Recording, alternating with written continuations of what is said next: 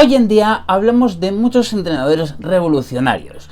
Hablamos de Johan Cruyff y su Dream Team.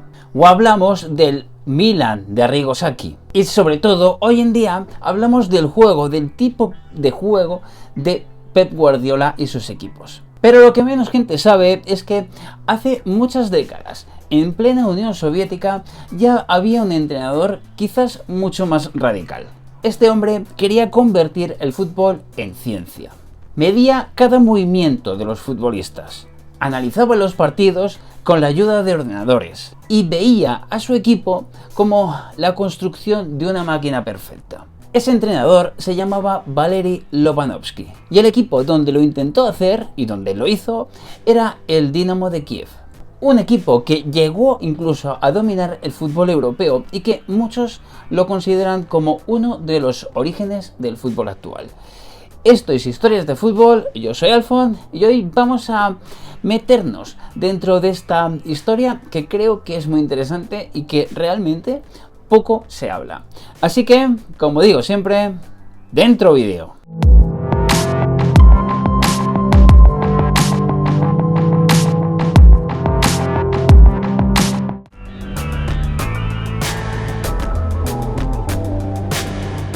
Valery Lobanovsky no era un perfil que podamos asociar al fútbol y tampoco lo era en aquella época. Estamos hablando de alguien que había estudiado ingeniería en Kiev y que tenía una mente analítica, posiblemente muy diferente de la de, por supuesto, entrenadores de la época.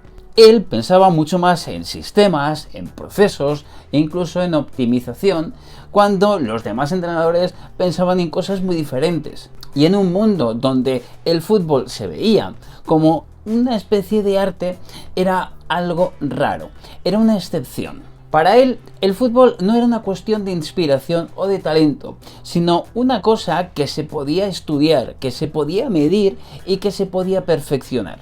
Pensaba en cosas como los patrones de movimientos, la eficiencia, la coordinación colectiva e incluso en la probabilidad de éxito de cada acción, algo que estaba realmente a años luz de lo que era su época. Estamos hablando de la década de los 80. Según él, su equipo no debía depender de un genio individual, sino de todo lo que hiciera todo el entramado, toda la máquina. Cada jugador tenía que hacer una función muy específica. Y además, este enfoque realmente casaba muy bien con lo que era el país de donde vivían, el país donde estaban, hablando de la Unión Soviética. Aunque quizás lo más revolucionario todavía no estaba en ese momento, y era algo que Lobanovsky estaba empeñado en conseguir. Él quería medir el fútbol.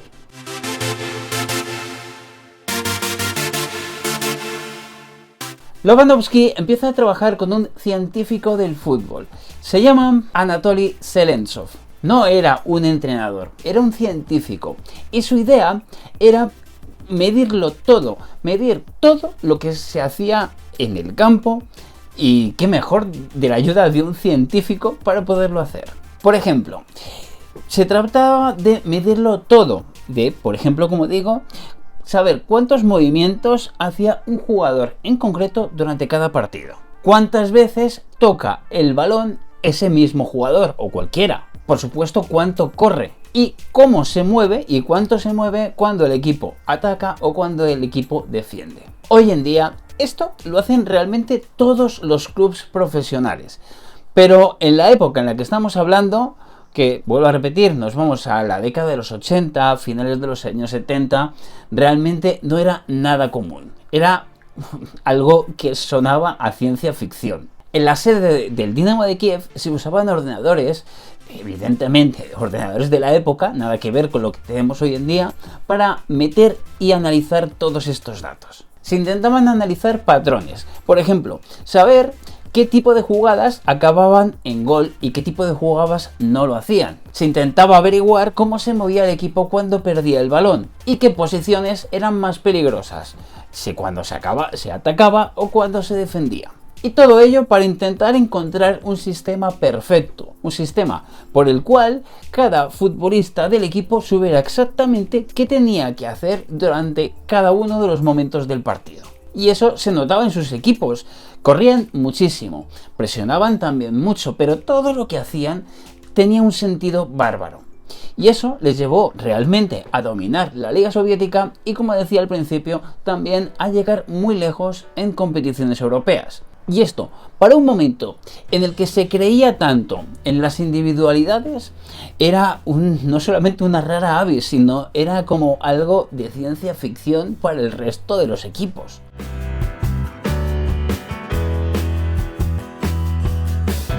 Las ideas de Valery Lobanovsky no se quedaron en la teoría, se llevaron completamente a la práctica, y eso llevó a resultados, no solamente en la Liga Soviética, que era una liga realmente competitiva, sino también en competiciones europeas. Y es que en 1975 el Dinamo de Kiev gana la Recopa de Europa. Ese mismo año juegan la Supercopa contra el Bayern Múnich y también la terminan ganando. Y ojo, porque estamos hablando del Bayern, que era uno de los equipos, yo creo que era el mejor equipo del mundo de esa época.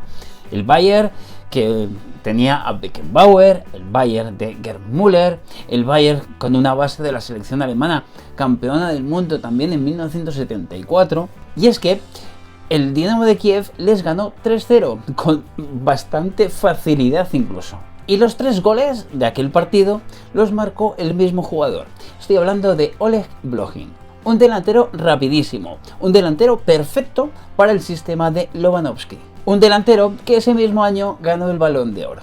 Aunque lo más interesante es que incluso para Lobanovsky, Blokhin no era ni mucho menos la estrella del equipo, era un jugador más, era uno más, tenía que hacer una función muy concreta y tenía que estar trabajando para el equipo durante los 90 minutos. Todos los rivales decían prácticamente las mismas cosas. Todos hablaban de que corrían mucho, de que presionaban muchísimo y durante todo el partido, y que era un rival dificilísimo de ganar. Y esto fue el resultado de años de táctica, de trabajo táctico, de trabajo físico y de trabajo de medir lo que yo os decía al principio, de medirlo todo.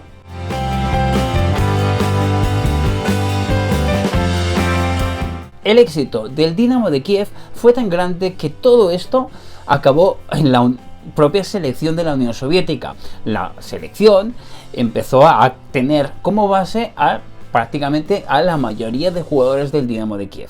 Y además el seleccionador era el mismo, era Valery Lobanovsky. Tiene sentido, ¿no? Y aquí nos vamos a la Eurocopa ya unos años después, de 1988. Todos recordamos aquel gol maravilloso de Marco van Basten que dio aquel título a la selección holandesa. Pero es que el rival era precisamente esta selección soviética. Un equipo con muchísimos jugadores del Dinamo de Kiev, que además también habían ganado la Recopa anteriormente en el año 86, que se me ha olvidado comentarlo, y que era un estilo bastante similar al del Dinamo y bastante reconocible. Era un equipo, una selección dificilísima de ganar. Y aunque aquella selección perdió aquella final, muchas personas estaban de acuerdo en que era uno de los equipos a nivel táctico más trabajado que habían visto nunca. Evidentemente estamos hablando, como decía al principio, de una época muy distinta. Ahora mismo sí que podemos ver muchos más de esos detalles en cualquier equipo profesional, pero esto es algo de ahora. No tenía nada que ver cómo se trabajaba ya, sobre todo en los 80, pero ni mucho menos en los años 70 e incluso buena parte de los años 90.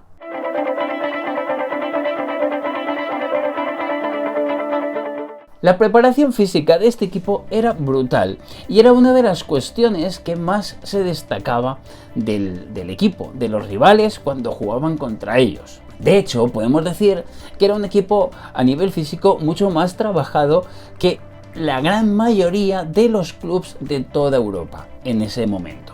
En el equipo se hacía muchísimo trabajo físico, se repetían movimientos hasta la extenuación, hasta que los jugadores se acordaban y tenían una memoria incluso muscular de esos movimientos. La idea era que el equipo funcionara de alguna manera casi en modo automático, que los jugadores no tuvieran ni que pensar para realizar cada una de las acciones. Hoy en día se miden muchísimas cosas, se mide la carga física de cada futbolista, se mide la intensidad de los entrenamientos y eso se intenta poner de una manera para que sea óptima de cara al rendimiento. Bien, pues eso ya se hacía en los años 70 o desde los años 70 en el Dinamo de Kiev. Cuando hablamos de fútbol moderno, nos vamos directamente a pensar en los equipos de Pep Guardiola, en Jürgen Klopp y lo que hizo con el Liverpool y anteriormente con el Borussia Dortmund. O incluso nos acordamos de cosas un poquito más anteriores, por ejemplo del Milan de Arrigo Sacchi, que a ver si hacemos un vídeo sobre eso, o de Johan Cruyff y su Dream Team en el Barça. Pero es que muchas de las ideas que estas personas instalaron en sus equipos ya se habían hecho décadas antes en el Dinamo de Kiev de Valery Lobanovsky. Hoy en día, el análisis de datos de un futbolista profesional de cualquier club de élite es algo habitual. Pero esto no es algo que se daba mucho en esa época. Es decir, podemos prácticamente asegurar que fue Valery Lobanovsky quien trajo los datos al mundo del fútbol. Y por eso, para muchos aficionados de Ucrania, quizás esto es algo histórico. Porque en Kiev fue cuando empezó a nacer ese fútbol moderno que vemos hoy cada fin de semana. Yo soy Alfon, esto es Historias de Fútbol y aquí hablamos de fútbol. Realmente intento subir todos los vídeos que puedo. De momento no tengo mucha idea de cuántos van a ser a la semana, pero entre 4 y 5 yo creo que vamos a estar en esta nueva etapa.